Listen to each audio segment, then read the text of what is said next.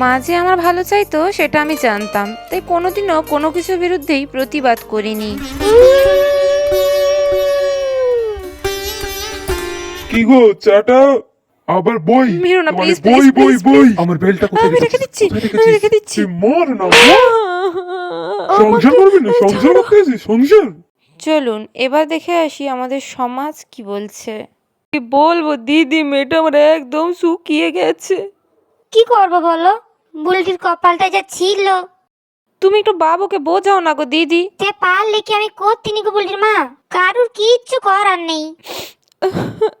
ঠিক আছে আজ উঠি বুঝলো, আর একটু কইবো, শহরের তো লোকজন তো, আর একটু কইবো। ঠিক এভাবেই শত শত মেয়ের জীবন শুধু এই সমাজের কথায় নষ্ট হয়ে যায়। এখানে দোষী সমাজ বা ভাগ্য নয়, এখানে দোষী হলেন প্যারেন্টস বা বাবা মারা, বুঝলেন?